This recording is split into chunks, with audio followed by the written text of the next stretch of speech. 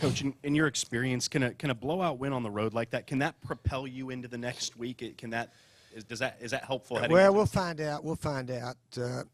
As we all know, as competitors, as any team, you have to have the ability to forget sad, bad games as well as good games. You got to forget them and get ready for your next opponent, or else you're setting yourself up to get clobbered the next week.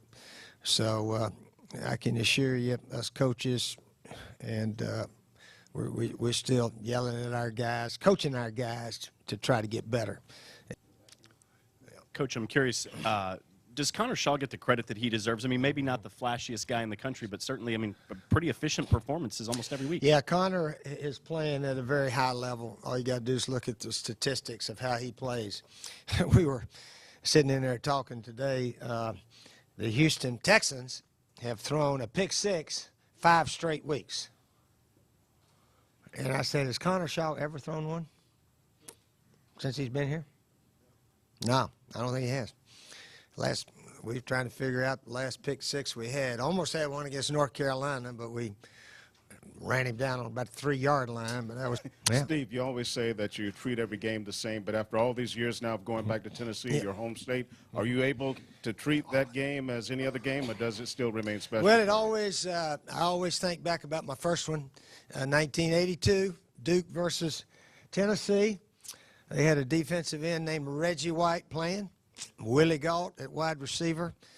Played for the Chicago Bears a long time. And, of course, Reggie, one of the best to ever play in the NFL. Reggie had a bad ankle that night and was not that effective against us. But it was one of the most fun games I've ever coached. Duke, we won the game 25-24.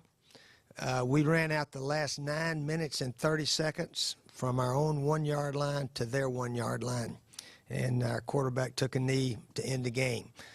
And when they used their last timeouts, Ben Bennett, I said, don't you dare take that ball in the end zone. We're going to kill this game right on that 1-yard line, which we're fortunate to do. But we had a big, strong offensive line, good running backs. And we only threw one pass in that drive to run out the clock. So that was my first time ever coaching at Knoxville, Neyland Stadium.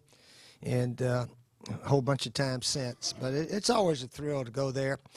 When as a youngster, I used to watch Johnny Majors and Buddy Cruz, Taz Anderson, Stockton Atkins, the fullback, all those single-wing teams.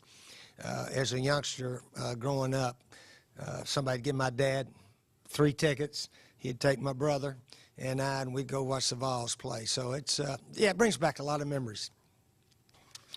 We're not worried about attention. This is a team sport. We'll get attention as we go through and maybe when it's all over.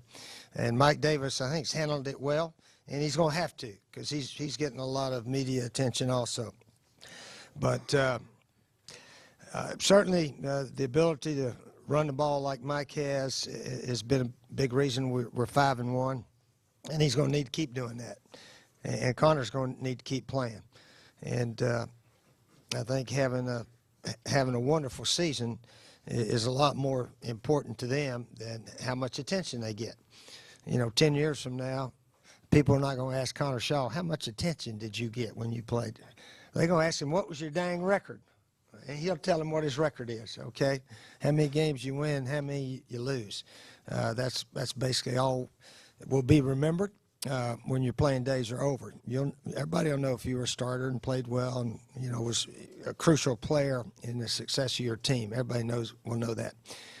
But Connor's doing very well, and I really believe he's going to have a good chance to play some pro football. And I tell you something that was sort of interesting this week amongst you media people. I noticed we're in the top 10 in the coaches poll. And I don't think any of y'all have written about that. Gamecocks back in the top 10. Anybody write that?